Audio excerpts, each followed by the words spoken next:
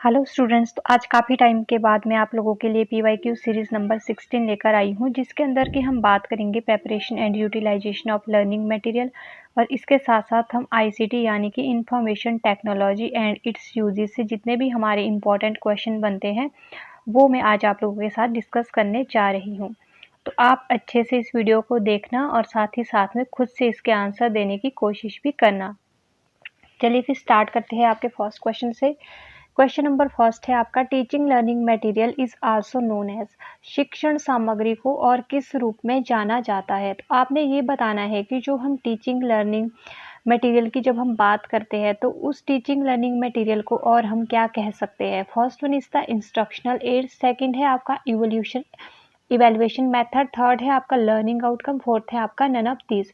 तो पहला है आपका अनुदेशात्मक सहायता, सेकंड है आपका मूल्यांकन पद्धति, थर्ड है आपका शिक्षण के परिणाम, फोर्थ है आपका इनमें से कोई नहीं।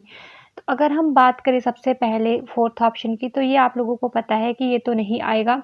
अगर हम टीचिंग लर्निंग मटेरियल की बात करें तो वो क्यों ज़रूरी होती है, ये क्या करती है, ये टीचर को गाइड करती है कि टीचर ने कैसे क्लासरूम में जाकर बच्चों को पढ़ाना है। ठीक है, तो ये किसी तरह का आउटकम नहीं बताती है कि लर्निंग क्या आउटकम रहेगी, इसके बारे में ये नहीं बताता है, ना ही ये इवैल्यूएशन के कोई मेथड है। तो ये क्या है, एक तरह का इंस्ट्रक्शनल एड्स है, जहाँ पर आप क्या करोगे, अनुदेशात्मक सहायता की तरह ये काम करता है, जो आपकी लर्निंग को एनहांस करने के लिए यूज़ की जाती है। जैसे कि आप चार्ट्स का यूज़ करते हैं, ब्लैक बोर्ड का यूज़ करते हैं, प्रेजेंटेशन का यूज़ करते हैं, टेप रिकॉर्डर का यूज़ करते हैं। तो ये सारी चीज़ें आप क्यों यूज़ करते हैं क्लासरूम के अंदर, ताकि जो आपकी इंस्ट्रक्शन है वो अच्छे तरीके से बच्चों तक पहुंच सके, आज या आपकी जो टीचिंग लर्निंग प्रोसेस है वो बहुत ज़्यादा एनहांस हो सके।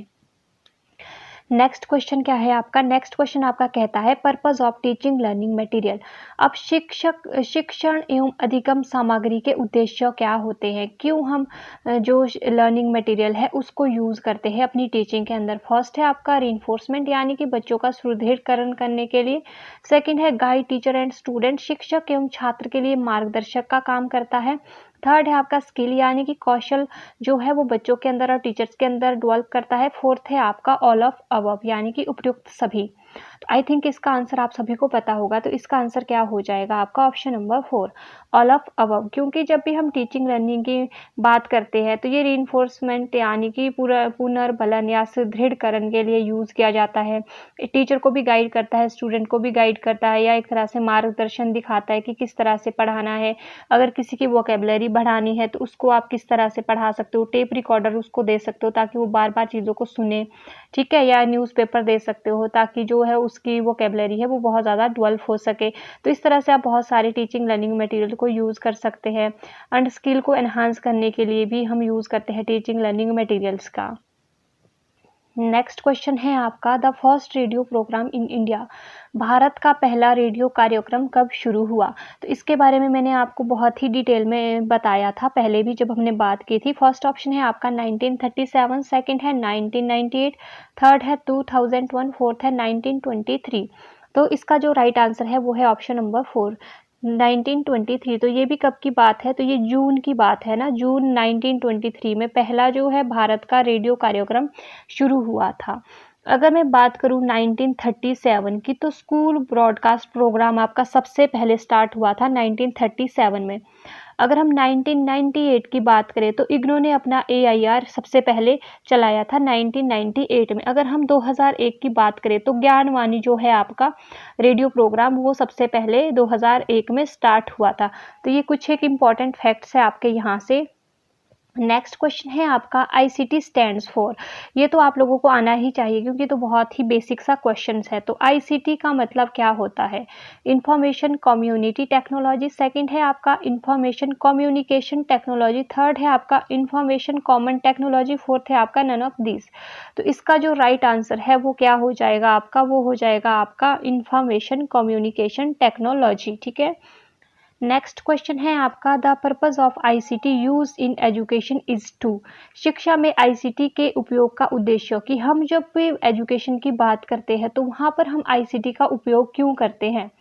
फर्स्ट वन है अट्रैक्ट स्टूडेंट, विद्यार्थियों को आकर्षित करने के लिए। सेकंड है ऑप्टिमाइज लर्निंग आउटकम, यानी कि सीखने के परिणामों को अनुकूलित करने के लिए। थर्ड है आपका promoting technology culture in teaching, शिक्षण में प्रौद्योगिकी संस्कृति को बढ़ावा देने के लिए। मेक टीचिंग इजी, यानी कि शिक्षा को सरल बनाने के लिए। तो जब भी आपके पास इस तरह के क्वेश्चन आते हैं जहां पर आपको सारी ही ऑप्शन सही लग रही होती है, तो उस टाइम पे आपने क्या करना होता है, जो बहुत ज़्यादा आप कह सकते हैं कि बहुत ज़्यादा वेटेज जिसकी होती है, आपको वही वहाँ पर सिलेक्ट करना होता है। तो यहाँ पर आप मोस्टली क्या कह सकते हैं कि सीखने के परिणामों को अनुकूलित करने के लिए हम आईसीटी का उपयोग करते हैं, यानी कि ऑप्टिमाइज लर्निंग आउटकम के लिए हम टीचिंग लर्निंग में आईसीटी का यूज करते हैं, या इसका एक ऑब्जेक्टिव्स होता है। ठीक है। नेक्स्ट क्वेश्चन है आपका, what is the best example of paradigm shift in education due to the ICT, यानी कि शिक्षण में प्रौद्योगिकी संस्कृति को बढ़ावा देना आईसीटी के कारण शिक्षा में आदर्श बदलाव का सबसे अच्छा उदाहरण क्या है। तो आपने इसमें से बताना है कि इसमें से कौन सा एक आपका ऐसा एग्जाम्पल है जो कि आपका बताता है कि किस तरह से जो है आईसीटी उसका यूज हम कर रहे हैं, या किस तरह से वो शिफ्ट कर रहा है, या किस तरह का वो आदर्श बदलाव ला रहा है, या पैराडिग्राम शिफ्ट किस तरह से हो रही है उस टाइम पे एजुकेशन। फर्स्ट है आपका providing virtual learning environment for primary level, यानी कि प्राथमिक स्तर के लिए आभासी शिक्षक वातावरण प्रदान करना। सेकंड है आपका equal uses of traditional method of teaching, यानी कि शिक्षण के पारंपरिक तरीकों को समान प्रयोग में लाना। थर्ड है आपका shift from teacher centre to student centre approach, यानी कि शिक्षण केंद्र से छात्र केंद्र दृष्टिकोण में बदलाव। एंड फोर्थ है आपका continued use of technology in the classroom, कक्षा में प्रौद्योगिकी का प्रयोग जारी करना। तो इसमें से कौन सा आपका सबसे बेस्ट एग्जाम्पल हो सकता है कि आईसीटी के कारण हम किस तरह के बदलाव ला सकते हैं। तो अगर हम बात करें प्राइमरी लेवल, तो इसका एक गोल ये तो नहीं होगा ना कहीं पे भी नहीं कि हमने क्या करना है, सिर्फ प्राइमरी लेवल पर ही हमने लर्निंग एनवायरनमेंट को आभासी बनाना है। ना ही हमारा ये होगा कि शिक्षण के पारंपरिक तरीकों को समान प्रयोग में लाना। पर पुराने टाइम पे क्या होता था कि जो भी हमारे टीचिंग मटेरियल्स होते थे वो सारे टीचर सेंटर्ड होते थे, है ना, बच्चों के इंटरेस्ट को वहाँ पर ध्यान में नहीं रखा जाता था। तो ये तो हो ही नहीं सकता है। फिर बात आती है shift from teacher centres to student centre approach, तो यही आपका क्या हो जाएगा, राइट आंसर हो जाएगा। जब भी हम बात करते हैं कि जब भी हम टीचर सेंटर से ट्रांसफर करते हैं स्टूडेंट सेंटर की तरफ किसी भी चीज़ को, तो वो एक तरह का आदर्श बदलाव होता है एजुकेशन में। तो यहाँ पर क्या होगा, स्टूडेंट्स के इंटरेस्ट के अकॉर्डिंग हम बच्चों को चीज़ें देंगे पढ़ने के लिए ना, उनके जो इंटरेस्ट है, उनका जो पोटेंशियल है, उनका जो एप्टीट्यूड है, वो सारी चीज़ें हम देखेंगे। एंड जो लास्ट है आपका continued use of technology in the classroom, तो कक्षा में प्रौद्योगिकी का प्रयोग जारी करना। तो ये भी कहीं से भी बेहतर नहीं है, क्योंकि क्लासरूम में अगर हम टेक्नोलॉजी से ही पढ़ाएंगे तो जो और हमारे सोर्सेज है वो कहीं ना कहीं पिछड़ जाएंगे। तो एक एजुकेशन फील्ड में जब भी हम जाते हैं तो वहाँ पर हमें टेक्नोलॉजी के साथ साथ कुछ एक और चीज़ें होती है उनका भी यूज़ करना पड़ता है पढ़ाने के लिए। ठीक है। नेक्स्ट क्वेश्चन है आपका, the ICT in school scheme of the government of India was launched in the year dash for student to learn through computer aids learning process. तो भारत सरकार ने स्कूल में आईसीटी योजना छात्रों को कंप्यूटर सहायता सीखने की प्रक्रिया के माध्यम से सीखने के लिए डैश वर्ष में शुरू की गई थी। तो अगर हम सिंपल टर्म में इसकी बात करें तो जो इंडियन गवर्नमेंट है उन्होंने जो आईसीटी की स्कीम्स है वो स्कूल्स के बच्चों के लिए कब लॉन्च की थी, तो ये आपने यहाँ पर बताना है। फर्स्ट है आपका 2000 में, सेकंड है 2004 में, थर्ड है 2008 में, फोर्थ है 2012 में। तो आपने यहाँ पर ये बताना है। तो ये सबसे पहले कब स्टार्ट हुआ था, ये 2004 में शुरू हुआ था और उसके बाद इसको जुलाई 2010 में दोबारा से रिवाइज किया गया था। ठीक है, तो ये आपको पता होना चाहिए। नेक्स्ट है आपका, Tekken is Greek word which mean art और क्राफ्ट। टेक्कन एक क्या है, ग्रीक शब्द है, इसका क्या अर्थ है। तो यहाँ से आपके दो क्वेश्चन बन जाते हैं कि जो टेक्कन है वो कौन सा वर्ड है, ये एक ग्रीक वर्ड है, इसका मतलब होता है आर्ट एंड क्राफ्ट, यानी कि जिसको हम क्या कहते हैं, कला। तो ये किस चीज़ की कला है, इसके बारे में आपने यहाँ पर बताना है कि किस चीज़ की कला की बात यहाँ पर हो रही है। ठीक है, तो यहाँ पर फर्स्ट वन है आपका टेक्निक, सेकंड है आपका टेक्नोलॉजी, थर्ड है आपका टेलीपैथी, फोर्थ है आपका नन ऑफ दीज। तो आप लोगों को पता है कि जो टेक्नोलॉजी वर्ड है वो कहाँ से डिराइव हुआ है, वह टेक्कन से डिराइव हुआ है, जो कि ग्रीक वर्ड है। तो टेक्कन का मतलब क्या होता है, इसका मतलब होता है कि आर्ट एंड क्राफ्ट। किसकी आर्ट एंड क्राफ्ट, जब हम बात करते हैं टेक्नोलॉजी की। ठीक है, तो ये यहाँ पर आपका जो है राइट आंसर आ जाएगा। नेक्स्ट है आपका IT act come into force, यानी कि आईटी अधिनियम कब लागू हुआ।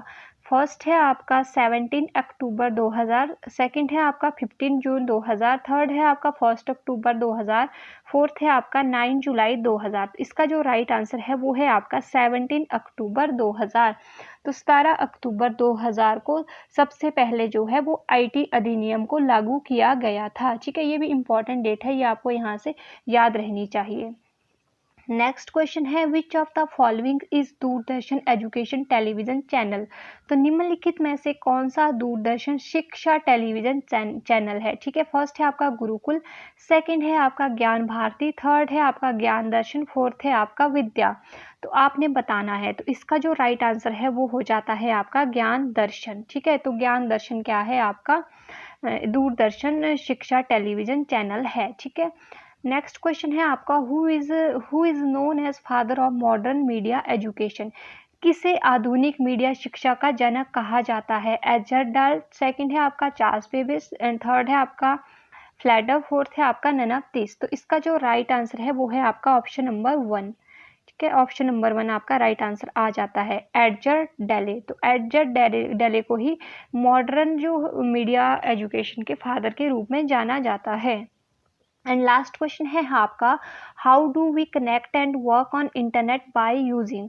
हम इंटरनेट से कैसे जुड़ और कैसे काम कर सकते हैं। तो कुछ ना कुछ चीज़ तो चाहिए होती होगी ना जब हमने इंटरनेट का यूज़ करना है, तो उसके लिए किसी तरह का हम लोगों को नेटवर्क चाहिए होता है। तो वो कौन सा है। फर्स्ट वन है यूजिंग ऑफ 10, सेकंड है यूजिंग ऑफ लैन, थर्ड है यूजिंग ऑफ वैन, फोर्थ है यूजिंग ऑफ वैन। तो इसका जो राइट आंसर है वो आ जाता है आपका यूजिंग ऑफ वैन। वैन का मतलब क्या होता है, वाइड एरिया नेटवर्क। ठीक है, जब भी हम वाइड एरिया नेटवर्क की बात करते हैं तो इसका मतलब है कि हम इंटरनेट का यूज़ कर रहे हैं या इंटरनेट के साथ हम कनेक्ट कर रहे हैं लार्ज एरिया में। ठीक है, अगर हम बात करें मैन की तो ये क्या होता है, ये होता है आपका मेट्रोपॉलिटन एरिया नेटवर्क। ठीक है, अगर हम लैन की बात करें तो ये हो जाता है आपका लोकल एरिया नेटवर्क जो कि थोड़े से क्षेत्र में ही फैला होता है। अगर हम टेंट की बात करें तो ये टैक्स डिडक्शन अकाउंट ये आपका हो जाता है। ठीक है, तो ये क्या हो जाता है, टैक्स डिडक्शन अकाउंट नेटवर्क। ठीक है, तो ये आपके कुछ एक यहाँ पर इंपॉर्टेंट चीज़ें थी। तो इसी के साथ आपके जो भी इससे कुछ एक इंपॉर्टेंट क्वेश्चन बनते थे वो मैंने आपको बता दिए। तो आई थिंक आपके लिए ये वीडियो यूजफुल हो और साथ ही साथ में आपका यहाँ से रिविजन भी हो चुका होगा। अब नेक्स्ट हमारे जो एक वीडियो है वो रह जाती है आपकी मूक और स्वयं और initiation of Indian government in the field of technology के संदर्भ में कुछ एक चीज़ें हैं जो मैं आपके लिए 2-3 दिन में प्रोवाइड करवा दूंगी। क्योंकि अभी अगर मैं बात करूँ हिंदी के एग्ज़ाम की तो अभी उसके लिए भी टाइम बचा है, तो मैं जल्दी ही आपके लिए वो वीडियो अपलोड कर दूंगी, तो आप उसकी टेंशन मत ले। और इसके साथ साथ आप प्रीवियस जितने भी वीडियो है उनको रिवाइज करते रहे और साथ ही साथ में कुछ एक मॉक टेस्ट भी है मेरे पास। अगर आप में से किसी को परचेज करने हो तो आप मुझे व्हाट्सएप पे कांटेक्ट कर सकते हैं, क्योंकि बहुत सारे बच्चों ने वो मुझसे परचेज भी किए हैं और उनके लिए वो बेनिफिशियल भी रहे हैं। तो अगर आप लोगों को भी लगता है कि एंड मोमेंट पे आप लोगों को भी कुछ एक मॉक टेस्ट को आपने रिवाइज करना है या देखना है कि आपकी प्रिपरेशन कितनी बेहतर तरीके से हो गई है, तो आप वो कर सकते हैं। ठीक है, तो जल्द ही मिलते हैं नेक्स्ट वीडियो में नेक्स्ट टॉपिक के साथ। तब तक के लिए bye bye and thank you for watching.